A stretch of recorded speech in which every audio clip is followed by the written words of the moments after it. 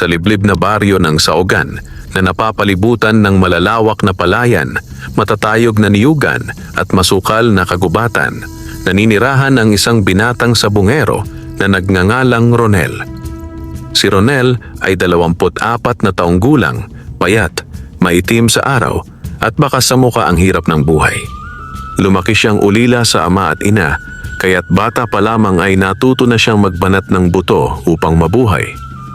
Ang tanging yaman niya ay isang maliit na kubong pawid sa gilid ng palaisdaan at ang ilang alagang manok panabong. Tuwing madaling araw, bago pa sumikat ang araw, bumabangon na si Ronel. Una niyang pinapakain ang kanyang mga alaga, mais na dinurog, kanin na pinaghaluan ng halamang gamot, at kung minsan ay binibilhan niya ng kaunting bitamina mula sa bayan kahit kapos siya sa pera. Tiisin mo muna, pulang bato. Madalas niyang bulong sa pinakamalakas niyang manok. Darating din ang araw, yayaman tayo. Si pulang bato ay isang pulang manok na may matalim na mata at matikas na tindig. Ito ang pag-asa ni Ronel sa bawat sabungan. Sa kabila ng kanyang pagsisikap, bihira siyang manalo. Kadalasan, nauuwi sa talo ang kanyang mga laban. Minsan, nauubos ang puhunan niya. Minsan naman, napipilitan siyang mangutang. Ngunit hindi siya sumusuko. Sa baryo ng Saogan, kilala si Ronel bilang tahimik, masipag, at may mabuting puso.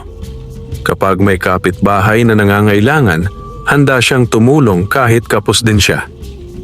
Ronel, pwede bang makihiram ng bigas?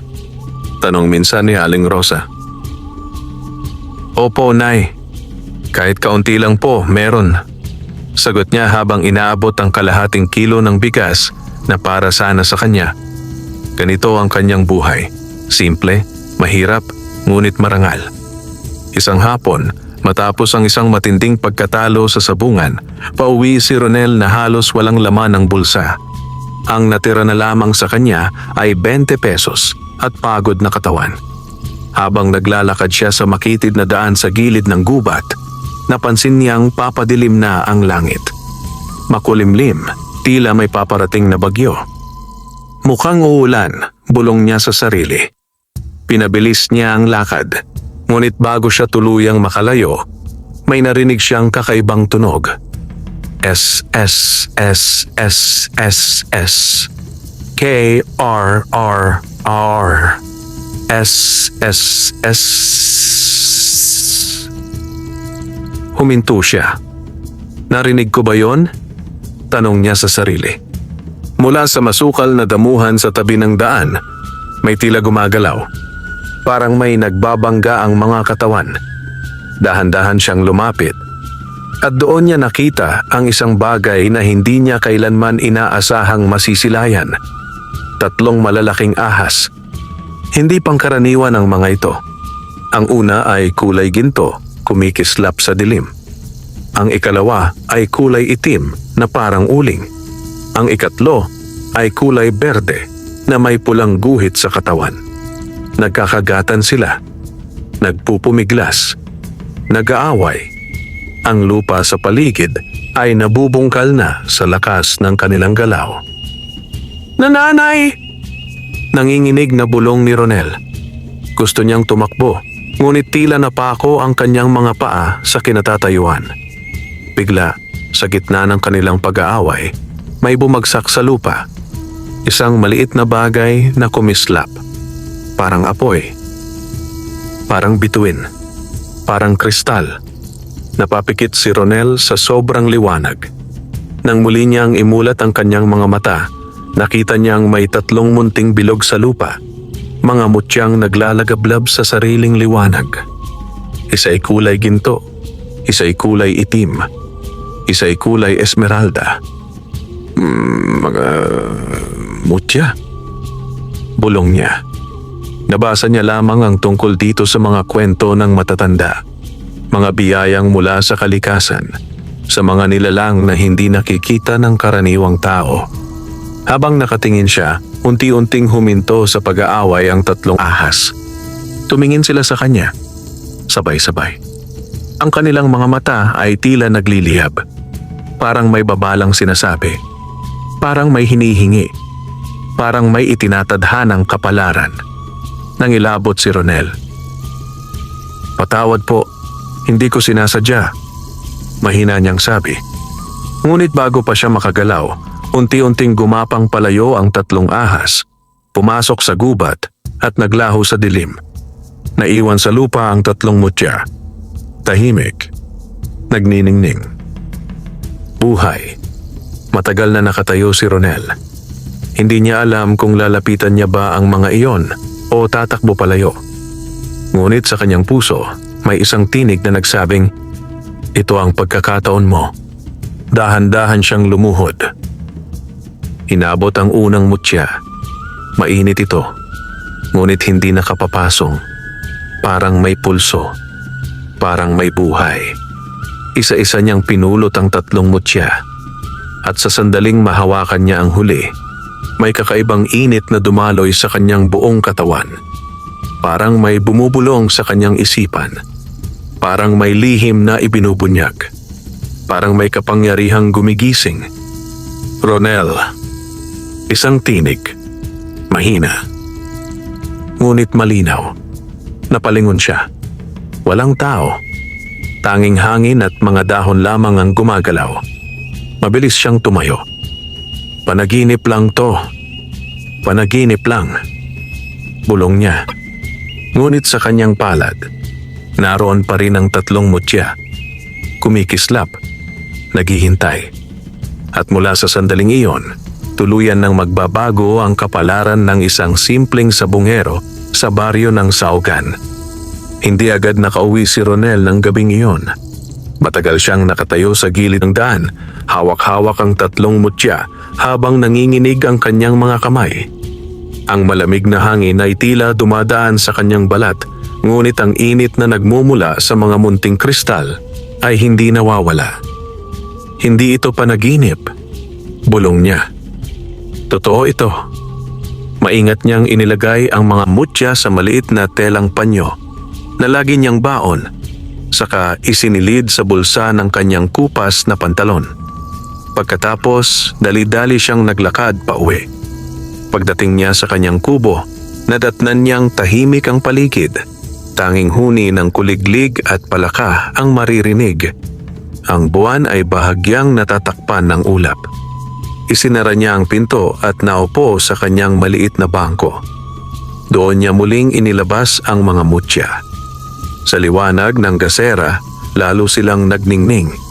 Parang may sariling apoy sa loob. Parang may lihim na itinatago. "Para saan kaya kayo?" tanong niya sa sarili. Bigla, muling may bumulong sa kanyang isipan. Ang ginto ay para sa biyaya. Ang dilim ay para sa proteksyon. Ang luntian ay para sa buhay.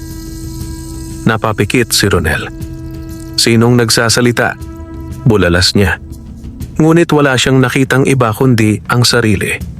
Nang imulat niya ang kanyang mga mata, napansin niyang ang mutyang kulay ginto ay bahagyang umiinit. Ang mutyang itim ay tila umuusok ng marahan. Samantalang ang mutyang berde ay parang may mumunting ugat na gumagalaw sa loob.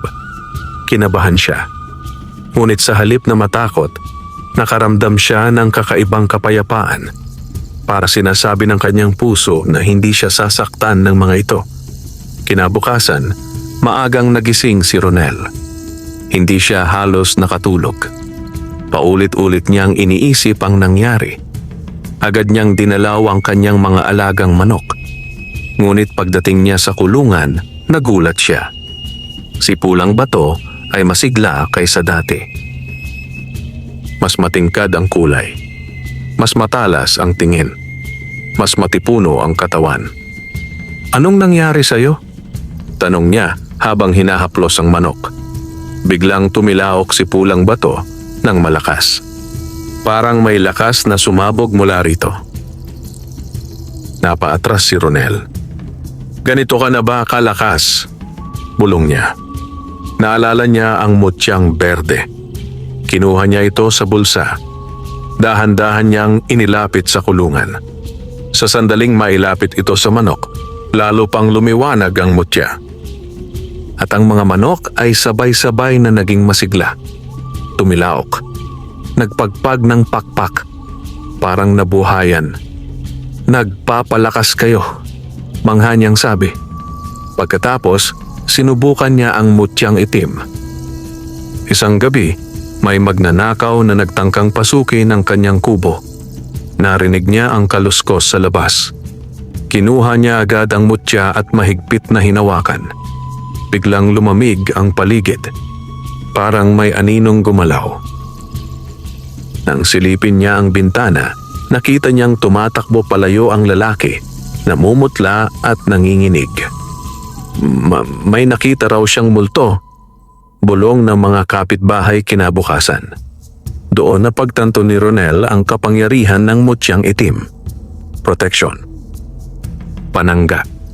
Ilang araw ang lumipas. Dumating ang araw ng sabungan sa Karatig Baryo. Wala na sanang balak sumali si Ronel dahil kapos siya sa pera. Ngunit naalala niya ang mutyang ginto. Kinuha niya ito. Hinawakan at taimtim na nagdasal. "Kung biyaya kayo, tulungan niyo ako." Biglang uminit ang mutya at sa kanyang bulsa may tumunog na parang may bumagsak na barya. Nang silipin niya, laking gulat niya. May 500 piso. Malinis. Bago. Parang bagong labas sa bangko. "Diyos ko," bulong niya. Doon nagsimula ang pagbabago sa buhay ni Ronel. Sa tulong ng mutyang berde, lumakas ang kanyang mga manok. Sa tulong ng mutyang itim, naging ligtas ang kanyang tahanan. At sa tulong ng mutyang ginto, nagkaroon siya ng puhunan. Ngunit hindi niya alam na bawat biyaya ay may katumbas na kapalit. At unti-unti nang gumigising ang lihim ng 3 ahas. Lumipas ang ilang linggo mula nang matuklasan ni Ronel ang kapangyarihan ng 3 mutya. Sa panahong iyon, unti-unting nagbago ang takbo ng kanyang buhay. Hindi na siya ang dating sabungerong laging talo. Hindi na rin siya ang binatang laging kapos. Sa bawat laban na sinasalihan niya, laging nangingibabaw ang kanyang mga alaga. At sa bawat panalo, dumarami ang kanyang puhunan. Isang umaga, dumating sa baryo ng Saogan ang balitang magkakaroon ng malakihang sabungan sa bayan ng San Isidro. Sasali raw doon ang mga kilalang sabunghero mula sa iba't ibang lugar. May premyong 50,000 piso. Isang halagang hindi kailanman nahawakan ni Ronel. "Naku Ronel," sabi ni Mang Temyong, isang matandang sabunghero. "Hindi biro yon. Mga halimaw sa laban ang nandun." Ngunit tahimik lamang nang umiti si Ronel. Sa loob ng kanyang bulsa, naroon ang 3 mutya. Mainit. Buhay. Handa. "Susubukan ko po," sagot niya. Buong linggo niyang inihanda si Pulang Bato. Araw-araw, pinapaarawan. Pinapaligo sa halamang gamot. Pinapakain ng masustansyang pagkain. At gabi-gabi, inilalapit niya rito ang mutyang berde. Tuwing ginagawa niya iyon, lalong tumitibay ang manok. Parang bakal ang katawan. Parang apoy ang tapang. Minsan, napansin niyang parang naiintindihan na siya ni Pulang Bato. Kapag kinakausap niya, tila tumutugon ang manok. "Mananalo tayo ha?" sabi niya minsan. Tumilaok si Pulang Bato. Malakas. Matapang. Dumating ang araw ng sabungan. Maaga pa lamang, puno na ang arena. May mga sasakyan. May mga tindero. May mga sugarol. At may mga sabungherong mayayaman. May dalang bantay at mamahaling kulungan. Si Ronel, simple lamang ang suot. Puting kamiseta. Kupas na pantalon. Sandalyas. Bit-bit ang kulungan ni Pulang Bato. May ilan ang tumingin sa kanya at napangiti. "Baguhan siguro yan. Sayang lang ang pera." Narinig niya ang mga bulong. Ngunit hindi siya nagpaapekto. Nang tawagin na ang laban, Kabog na kabog ang dibdib ni Ronel. Unang kalaban niya si Don Vicente, isang kilalang sabongero na may 3 kampeon. Ang manok nito ay itim na may asul na balahibo. Malaki, mataba, mukhang mabangis. Naku, talo yan, bulong ng mga tao. Ngunit hinawakan ni Ronel ang mutsyang ginto sa kanyang bulsa at pumikit sandali. Panginoon, gabayan niyo po ako. Pumasok sa arena ang 2 manok. Sa simula pa lang, umatake na ang kalaban. Sunod-sunod ang saksak. Tumugo si Pulang Bato. Napasinghap si Ronel. Laban, bulong niya. Bigla, tila may kumislap sa mata ng kanyang alaga. Parang may apoy na nagliyab. Isang mabilis na talon. Isang malakas na sipa. Isang tumpak na tuka. Bumulagta ang kalaban. Tahimik ang arena. 1 segundo. 2. 3. Pagkatapos, panalo si Pulang Bato. Sumabog ang palakpakan. Sigawan. Hiyawan. Hindi makapaniwala si Ronel. Nanalo ako. Sunod-sunod ang laban. At sunod-sunod ang panalo. Natalo niya ang 3 kampeon. Natalo niya ang mga veterano. Natalo niya ang mga mayayaman. Sa huling laban, hinarap niya ang pinakamalakas, si Eladio ang Toro Mendoza. Halos lahat ay tumaya laban kay Ronel. Ngunit sa loob ng 5 minuto, bumagsak ang manok ni Eladio. Tapos ang laban. Kampeon si Ronel. Tinanggap niya ang premyo. 50,000 piso. Malinis. Bago. Totoo. Nang hawakan niya ang pera, nanginginig ang kanyang kamay. Sa wakas, bulong niya. Hindi na ako mahirap. Ngunit sa gitna ng kasiyahan, may isang matandang lalaki ang lumapit sa kanya. Maputi ang buhok. Maitim ang mata. May tungkod. Tandaan mo, hiho. Mahina nitong sabi. Ang biyayang galing sa ahas, may singil. Napatigil si Ronel. Ano pong ibig niyong sabihin? Ngunit wala na ang matanda. Parang naglaho sa hangin. At sa bulsa ni Ronel, sabay-sabay na uminit ang 3 mutya.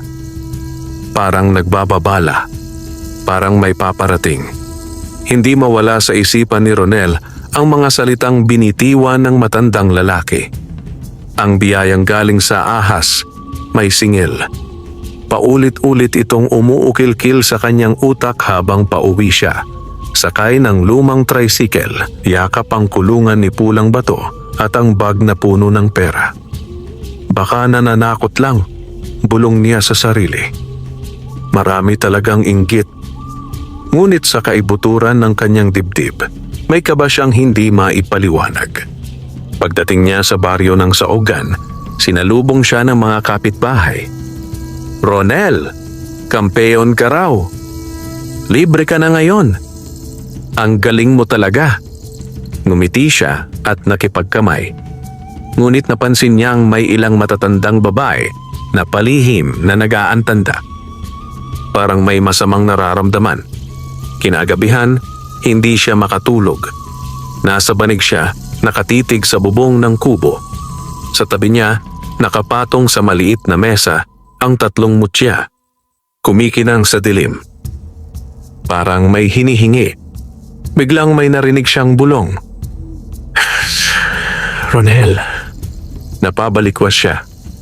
Sino yan? Sigaw niya. Walang tao. Ngunit unti-unting gumalaw ang mga mutya. Umiikot. Umiilaw. At mula sa kanilang gitna, may lumitaw na anino. Isang hugis ahas. Mahaba. Makintab. May pulang mata. Napaatras si Ronel. Patawad po. Wala akong masamang balak. Bumulong ang anino. Ang aming biyaya ay hindi libre. Kapag yumaman ka, may bahagi kami. Kapag sumikat ka, may alay Nanginig si Ronel. Ano pong alay? Tanong niya. Tahimik ang silid.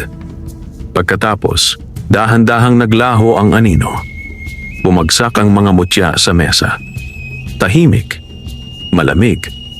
Kinabukasan, nagkasakit si Pulang Bato. Hindi ito kumakain. Hindi tumitilaok. Nakahandusay lamang sa kulungan. Hindi pwede. Bulong ni Ronel habang hawak ang manok. Kinuha niya ang mutyang berde. Inilapit. Ngunit hindi ito umilaw. Hindi gumana. Parang nawalan ng bisa.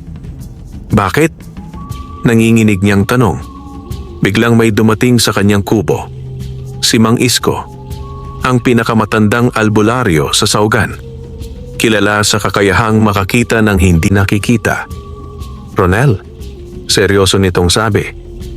May mabigat kang pasan. Alam niyo po, gulat niyang tanong. Tumango ang matanda. Amoy ahas ang kaluluwa mo. Nanlaki ang mata ni Ronel. Hindi ko po sinasadya. May 3 mutya ka, dugtong ni Mang Isko. Biyaya ng 3 bantay ng kayamanan. Pero hindi ka pa nagbabayad. Naupo si Ronel. Natatakot po ako. Huminga ng malalim ang matanda. May 3 pagsubok, sabi niya. Kung malalampasan mo, mananatili ang biyaya. Kung mabibigo ka, kukunin nila ang lahat. Pati ang mahalaga sa'yo. Anong pagsubok po? Tanong ni Ronel. Tumingin si Mang Isko sa malayo. Una, subok ng katapatan. Pangalawa, subok ng kabutihan. Pangatlo, subok ng sakripisyo. Darating ang mga ito kapag hindi mo inaasahan. Kapag bumagsak ka, magiging alipin ka ng mutya. Napayuko si Ronel. Gagawin ko po ang lahat. Tumango ang matanda. Simula ngayon, bantayan mo ang puso mo. Sapagkat doon sila unang kumakagat. Sa gabing iyon, umilaw muli ang mga mutya. Ngunit hindi na sila tulad ng dati. May bahid na ng dilim.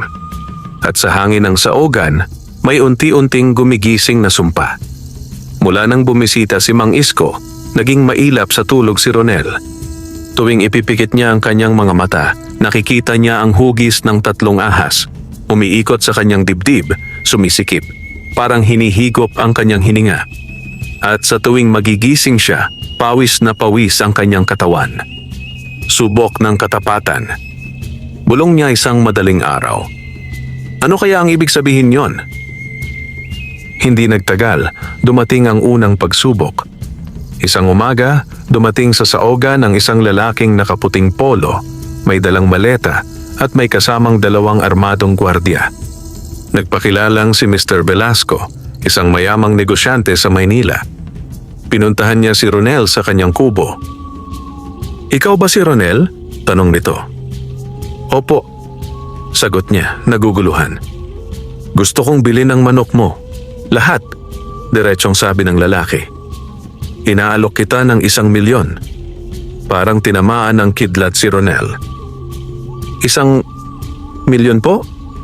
Tumango si Velasco. Kasama ang sikreto mo, dugtong nito. Alam kong may kakaiba sa'yo. Naramdaman ni Ronel na uminit ang kanyang bulsa. Ang mga mutya, parang nagbababala. Sabihin mo sa akin kung paano ka nananalo, patuloy ng negosyante. At yayaman ka palalo. Tahimik si Ronel. Kung tatanggapin niya ang alok, tapos na ang kanyang paghihirap. Magiging mayaman siya habang buhay. Ngunit naalala niya ang babala ni Mang Isko. Subok ng katapatan. Pasensya na po. Mahinahon niyang sagot. Hindi ko po ibinebenta ang mga alaga ko. Nagulat ang lalaki. 1,000,000 na yan. Hindi po pera ang dahilan kung bakit ako lumalaban, sagot ni Ronel. Pangarap po ito. Sumimangot si Velasco. Pag-isipan mo, malamig nitong sabi. Babalik ako. At umalis. Kinahapunan, nagkasunog sa kabilang dulo ng baryo. Nasunog ang bahay ni Aling Pina. Walang naisalba. Umiiyak ang matanda sa gilid ng daan. Wala na akong matutuluyan. Hagulgol nito. Lumapit si Ronel. Sa bulsa niya, may natitira siyang halos 100,000 mula sa panalo. Pwede na siyang magpatayo ng bagong bahay. Pwede na siyang magsimula ng negosyo. Ngunit nakita niya ang nanginginig na matanda. Naalala niya ang kanyang sariling kahirapan noon. Tahimik niyang inilabas ang sobre ng pera. "Atin na po ito, Nay," sabi niya. "Magpatayo po kayo ulit." Nanlaki ang mata ni Aling Pina. "Apo, sigurado ka?" Tumango si Ronel. "Opo." Nang gabing iyon, umilaw ng maliwanag ang mutyang ginto. Mas maliwanag kaysa dati, parang araw. At sa kanyang panaginip, narinig niya ang tinig. Pumasa ka sa una. Ngunit dalawa pa ang darating. Kinabukasan, biglang gumaling si Pulang Bato. Tumilaok ng malakas. Bumalik ang lakas. At mas tumatag pa. Ngumiti si Ronel. "Salamat po." Ngunit alam niyang mas mahirap pa ang susunod na pagsubok. At unti-unti nang lumalapit ang dilim. Matapos mapagtagumpayan ni Ronel ang unang pagsubok, bahagyang gumaan ang kanyang dibdib. Muling naging masigla si Pulang Bato. Muling dumami ang nananalo niyang laban. At unti-unting bumabalik ang tiwala ng kanyang sarili. Ngunit hindi niya alam na mas masalimuot ang ikalawang pagsubok.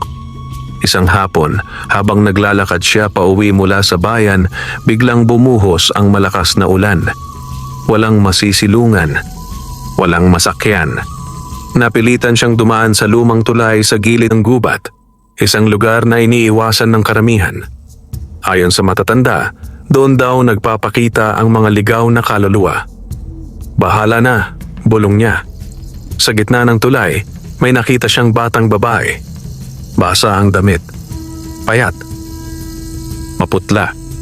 Naupo sa gilid, yakap ang tuhod. "Apo, anong ginagawa mo rito?" tanong ni Ronel. Hindi sumagot ang bata. Lumapit siya. "Nasaan ang magulang mo?" Dahan-dahang tumingala ang bata. Malalim ang mga mata. Parang walang kaluluwa. "Kuya, giniginaw po ako," mahinang sabi nito. Kinilabutan si Ronel. Ngunit agad niyang tinanggal ang kanyang jacket at isinuot sa bata. "Tara, ihahatid kita sa inyo," sabi niya. Habang naglalakad sila, napansin niyang kakaiba ang paligid. Tahimik. Walang kuliglig. Walang palaka. Parang patay ang kagubatan. "Malapit na po ba?" tanong niya. Hindi sumagot ang bata. Nang lingunin niya, wala na ito. Napatigil siya. "Ha?" Sa lupa, may nakita siyang basang bakas ng paa na nauuwi sa kawalan. Biglang lumamig ang hangin. Uminit ang mga mutya sa kanyang bulsa. May bumulong.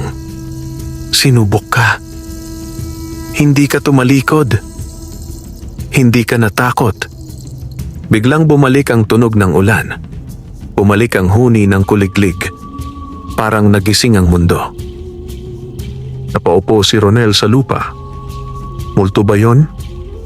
bulong niya. Ngunit sa kanyang puso, alam niyang tama ang kanyang ginawa. Hindi pa roon natatapos ang pagsubok. Ilang araw ang lumipas, nagkaroon ng matinding tagtuyot sa saogan. Natuyo ang palayan. Namatay ang mga tanim. Nagutom ang maraming pamilya. Tumaas ang presyo ng bigas. Marami ang naghirap. Si Ronel may ipon, may pera. Pwede siyang magtago. Pwede siyang magnegosyo. Ngunit nakita niya ang mga batang payat, mga inang umiiyak, mga amang walang magawa. Isang gabi, nagpasya siya. Binuksan niya ang kanyang bodega. Ipinamigay ang bigas. Isda, gulay, libre. Ronel, mauubos yan. Babala ng kaibigan niyang si Tomas. Okay lang, sagot niya. Basta busog sila. Makalipas ang 1 linggo, halos wala nang laman ang kanyang imbakan. Ngunit isang gabi, muling umilaw ang mutyang berde. Mas maliwanag, mas buhay. At kinabukasan, umulan ng malakas. Bumalik ang sigla ng lupa. Nabuhay ang mga tanim. Natuwa ang buong baryo. Si Ronel ang nagdala ng biyaya, bulong ng ilan. Ngunit hindi siya nagmayabang. Tahimik lamang siyang nagpasalamat. Sa kanyang panaginip, muling narinig ang tinig. Pumasa ka sa 2. Ngunit ang huli ay susubok sa iyong kaluluwa. At sa dilim ng gabi may 3 matang muling nagbukas. Naghihintay. Mula nang malampasan ni Ronel ang 2 pagsubok, lalong naging tahimik ang kanyang buhay. Wala nang kakaibang pangyayari. Wala nang multo. Wala nang biglaang sakuna. Parang bumalik sa normal ang lahat. Ngunit alam ni Ronel na ito ang pinakanakakatakot. Ang katahimikan bago ang bagyo. Isang gabi, nanaginip siya. Nasa gitna siya ng isang madilim na kuweba. Sa harap niya, naroon ang 3 higanteng ahas. Ang ginto, ang itim, ang luntian. Nakapulupot sa isang trono ng bato. Ronel, sabay-sabay nilang sabi, "Oras na. Piliin mo." Sa gitna ng kuweba, may 2 anyong lumitaw.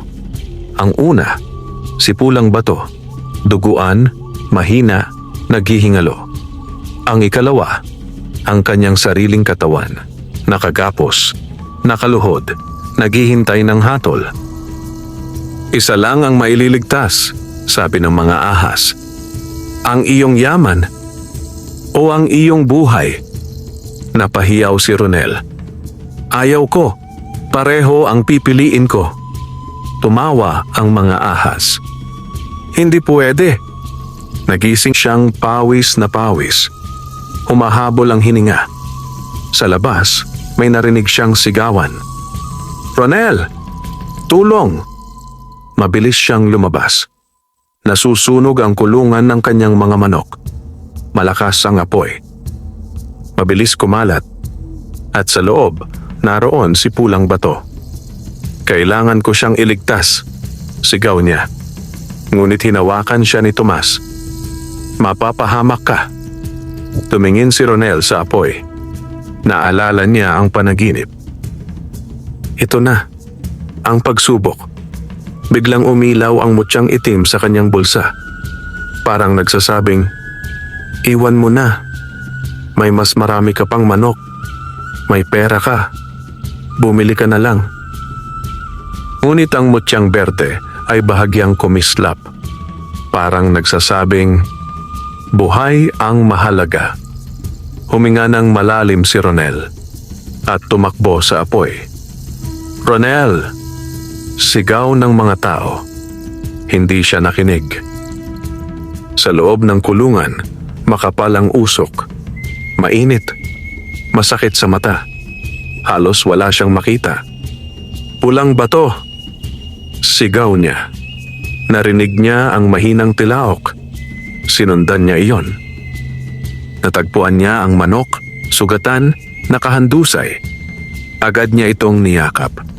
Ngunit bumagsak ang isang naglalagablab na kahoy sa harap niya. Naipit ang kanyang binti. "Ah!" sigaw niya. Naramdaman niyang nasusunog ang balat. Ngunit hindi niya binitawan ang manok. Sa labas, nagdasal ang mga tao. "Diyos ko, iligtas mo si Ronel." Biglang umihip ang malakas na hangin. Parang may dumaan. At sa gitna ng apoy, may 3 liwanag na sumiklab. Ginto, itim, luntian, nagpaikot-ikot. At unti-unting namatay ang apoy. Nakita ng lahat si Ronel na lumalabas. Dala si pulang bato. Sunog ang damit. sugatan ng binti, ngunit buhay. Sumigaw ang mga tao sa tuwa. Buhay siya. Salamat sa Diyos. Nang gabing iyon, tinalaw siya ni Mang Isko. Tapos na, sabi ng matanda. Pinili mo ang buhay kaysa yaman. Pumasa ka. Napaluha si Ronel. Hindi ko po kayang iwanan. Ngumiti ang albularyo. Iyan ang tunay na kayamanan. Sa kanyang panaginip, huling beses na nagsalita ang mga ahas. Malaya ka na. Ngunit may huling katotohanan. At ito ang magbabago sa lahat. At sa dilim, may isang lihim na unti-unting nagbubukas. Matapos ang sunog, ilang linggong nagpagaling si Ronel. May pilay ang kanyang binti. May mga paso sa braso. Ngunit hindi siya nagreklamo. Araw-araw, inaalagaan siya ng mga kapitbahay. Nagdadala ng pagkain. Nagbibigay ng gamot. Nag-aalaga kay Pulang Bato. Sa unang pagkakataon sa kanyang buhay, naramdaman ni Ronel na hindi na siya nag-iisa. Isang gabi, habang tahimik ang buong baryo, muling nagliwanag ang tatlong mutya. Ngunit ngayon, hindi na sila mainit. Hindi na rin madilim. Banayad na ang liwanag. Parang ilaw ng buwan. Biglang nagbago ang paligid. Nawala ang kanyang kubo. Nasa gitna siya ng isang malawak na damuhan. May ilog na kumikislap. May mga punong may gintong dahon. At sa harap niya, naroon ang tatlong ahas. Ngunit hindi na sila mabagsik. Ang ginto ay tila araw. Ang itim ay parang gabi. Ang luntian ay parang buhay na kagubatan. Ronel, mahinahon nilang sabi. Panahon na para malaman mo ang katotohanan. Lumapit ang gintong ahas. Noon pa man, sabi nito, tagapangalaga kami ng kayamanan ng lupa. Hindi ginto lang, kundi biyaya. Lumapit ang itim. Kami ang bantay laban sa kasakiman. Sinusubok namin ang puso ng tao. Lumapit ang luntian. Kami ang nagbibigay buhay. Ngunit pinaparusahan ang sumisira. Tahimik na nakinig si Ronel. Kaya po pala, bulong niya. Maraming tao ang nakakita sa aming mutya, sabi ng gintong ahas. Ngunit kakaunti ang pumasa. Karamihan ay naging sakim. Naging malupit. Naging alipin ng yaman at tuluyan na wala. Ngunit ikaw, dugtong ng itim. Pinili mo ang katapatan. Pinili mo ang kabutihan. Pinili mo ang sakripisyo. Napatigil si Ronel. Ano po ang mangyayari sa akin ngayon? Nagkatinginan ang tatlong ahas. Ngumiti sa paraang kaya ng ahas. Bibigyan ka namin ng pagpili, sabi ng luntian. Maaari mong panatilihin ang mutya at maging pinakamayamang sabungero. Ngunit unti-unti kang mawawalay sa mundo. O, isasauli mo ang mutya at magiging tagapangalaga ng baryo. Walang labis na yaman, ngunit may kapayapaan. Napaisip si Ronel. Naalala niya ang dati niyang buhay. Ang gutom. Ang hirap. Ngunit naalala rin niya ang saya ng pagtulong. Ang pagmamahal ng baryo. Ang tahimik na gabi. Kung isasauli ko po, tanong niya. Mahihirap ba ulit ako? Sumagot ang gintong ahas. Hindi ka pababayaan. Ang biyayang totoo ay hindi nawawala. Lumuhod si Ronel. Pipiliin ko po ang ikalawa, sabi niya.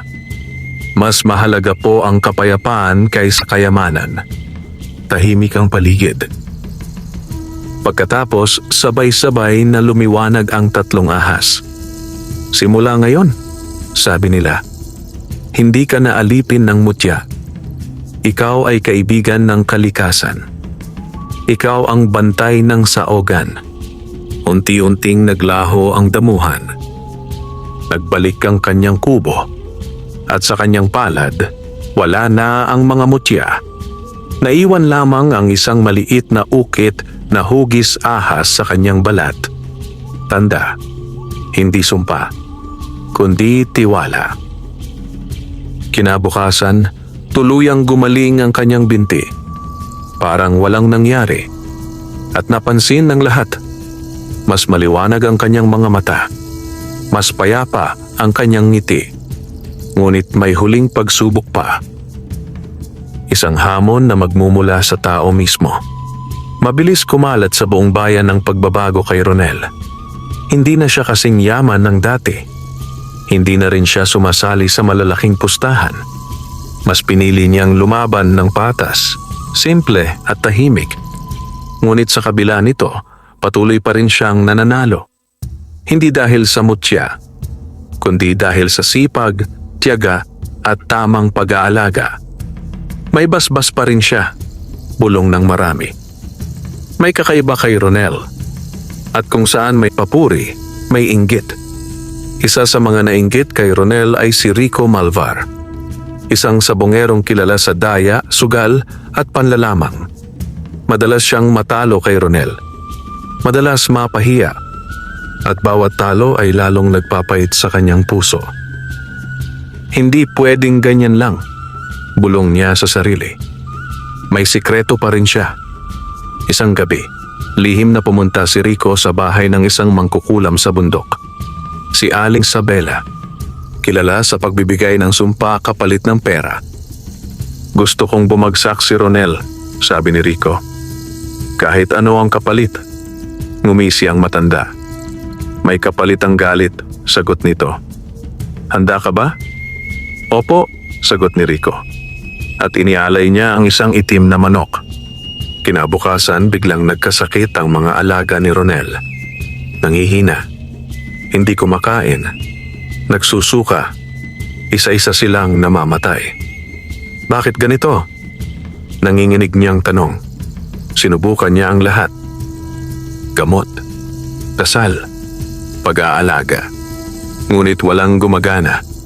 Dinalaw siya ni Mang Isko. May masamang gawa, sabi ng matanda. May inggit na umatake. Ano po ang gagawin ko? Tanong ni Ronel. Tumingin ang albularyo sa kanyang mata. Huwag kang gumanti. Iyon ang huling pagsubok. Kung papatulan mo ang dilim, kakainin ka nito. Samantala, si Rico ay patuloy na nanalo. Biglang gumaling ang kanyang mga manok. Biglang yumaman. Sa wakas, tumawa siya. Akin na ang swerte. Ngunit gabi-gabi, binabangungot siya. May 3 ahas na humahabol sa kanya. May apoy. May dilim. May dugo. Isang gabi, habang naglalakad si Ronel pauwi, may humarang sa kanya. Si Rico. Lasing. Galit. Ikaw ang may kasalanan. Sigaw nito. Dahil sa'yo, hindi ako mapakali. Tahimik si Ronel. Ayokong makipag-away, sabi niya. Sinasabi mo yan dahil may tinatago ka. Sigaw ni Rico. At bigla itong sumugod. Maaari sanang gumanti si Ronel. Mas malakas siya. Mas sanay. Ngunit naalala niya ang mga ahas. Ang tiwala. Ang kapayapaan. Pinabayaan niyang suntukin siya. 1 beses, 2, 3, hanggang mapagod si Rico. Napaluhod ang lalaki. Bakit? Hindi ka lumalaban? Umiiyak nitong tanong. Lumuhod din si Ronel. Dahil ayokong sirain ang sarili ko, sagot niya. At ikaw, hindi pa huli. Nabigla si Rico. May ginawa ka, dugtong ni Ronel. Alam ko, pero kaya mo pang itama. Nanginig ang lalaki. Patawarin mo ako. Kinabukasan sumuko si Rico kay Mang Isko. Inamin ang lahat. Pinutol ang sumpa. Sinunog ang mga gamit ng kulam. At unti-unting gumaling ang mga alaga ni Ronel. Ngunit ang huling kabanata ay hindi tungkol sa laban, kundi sa pamana, sa magiging kinabukasan ng saogan, at sa tunay na yaman ni Ronel. Makalipas ang ilang buwan matapos ang pagsubok kay Rico, tuluyang nanumbalik ang katahimikan sa baryo ng saogan. Wala na ang inggit. Wala na ang lihim na sumpa. Wala na ang takot. Ang natira na lamang ay ang tiwala ng mga tao kay Ronel. Hindi na siya kilala bilang pinakamayamang sabonghero. Sa halip, tinawag na siya ng lahat na Ronel na may malinis na puso. Tuwing may sabungan, dinadayo pa rin siya. Hindi dahil sa swerte, kundi dahil alam ng lahat. Patas siyang lumaban. Hindi nandadaya. Hindi nanlalamang. At hindi yumayabang. Lumipas ang mga taon. Nag-ipon si Ronel. Hindi para magpasikat, kundi para magpatayo ng maliit na paaralan sa baryo. Isang silid-aralan, may pisara, may mesa, may mga libro. Para sa mga batang tulad ko noon, sabi niya, na nangangarap kahit mahirap. Nagpatayo rin siya ng munting klinika, kung saan libre ang gamutan ng mahihirap, sa tulong ng mga kaibigang doktor sa bayan. Si Pulang Bato ay tumanda, hindi na lumalaban.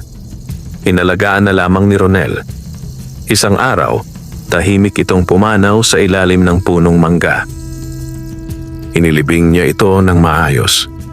May luha, may pasasalamat. "Salamat kaibigan," bulong niya. Si Rico naman ay tuluyang nagbago.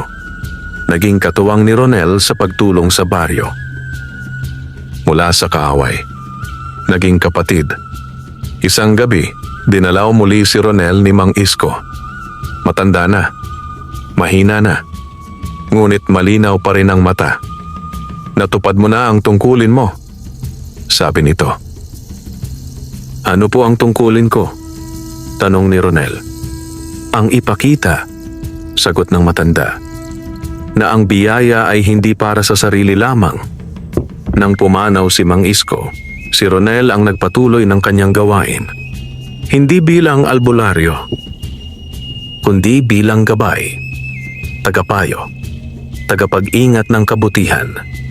Pagtanda ni Ronel, nagturo siya sa mga kabataan ng sabong. Hindi lang kung paano manalo, kundi kung paano maging tao. Ang swerte, madalas niyang sabihin, dumarating at umaalis. Pero ang dangal, kapag nawala, mahirap ibalik. Isang gabi habang nakaupo siya sa harap ng kanyang bahay, natanaw niya ang 3 bituin sa langit. Magkakatabi. Kumikislap, parang 3 mata. Ngumiti siya. "Salamat," bulong niya. Sa hangin, parang may mahinang pagsutsot ng ahas. Hindi pananakot, kundi paalam. At doon nagtapos ang kwento ni Ronel. Isang simpleng sabongero na minsang hinawakan ang kapangyarihan, ngunit piniling hawakan ang kabutihan. At sa huli, natagpuan ang tunay na yaman. Hindi sa mutya, kundi sa puso. Wakas.